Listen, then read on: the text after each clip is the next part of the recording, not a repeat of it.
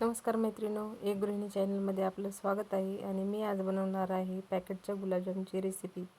तर चला तर मग बघूया कशी बनवायची.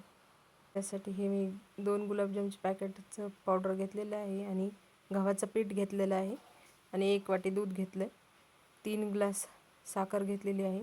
तर मी यात पाणी घालणार आहे 2 ग्लास. आणि आता आपण याला पाक करायला ठेवून देऊ, म्हणजे गुलाबजाम होईपर्यंत पाक तयार होतो. त्यासाठी पाक करून घ्यायचा आणि गव्हाचं पीठ आणि गुलाबजामचं पावडर हे मिक्स करून घ्यायचं आहे. व्यवस्थित मिक्स करून घेतल्याच्या नंतर थोडं थोडं दूध टाकून याला आपण मळून घेऊ. व्यवस्थित असं मळून घ्यायचं आहे. याला पण जास्त घट्ट नाही आणि जास्त पातळ पण नाही. व्यवस्थित मळून घेतल्यावर गुलाबजाम छान बनतात. त्यासाठी व्यवस्थितच मळून घ्यायचं आहे. जसं लागेल तसं थोडं थोडं दूध घालायचं आहे.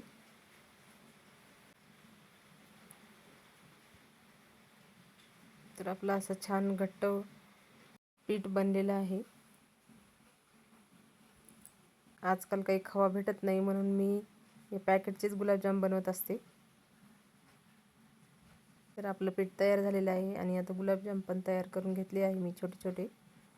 आता याला कमी गॅसवरती तळू द्यायचं आहे. फुल गॅसवरती तळले की आतून कच्चेच राहतात, म्हणून मी कमी गॅसवरती तळत असते.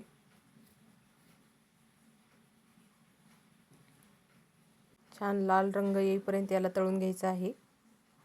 तर आता थोडा थोडा रंग यायला सुरुवात झाली. छान असे गुलाबजाम झालेले आहे. नुसते पॅकेटचे गुलाबजाम पण छान लागतात, पण हे गव्हाचं पीठ टाकल्यामुळे आणखीनच गुलाबजामला टेस्ट येते. त्यामुळे मी गव्हाचं पीठ पण टाकत असते. तर आपले गुलाबजाम तयार झालेले आहे आणि पाक पण तयार झालेला आहे. तर आता पाकाला थंड होऊ देण्यासाठी मी बंद करून ठेवत आहे आणि थंड झाल्यावरतीच गुलाबजाम टाकायचं आहे. आपले गुलाबजाम तयार झालेले, किती छान असा रंग आलेला आहे पहा. आता एका ताटात काढून घेणार आहोत.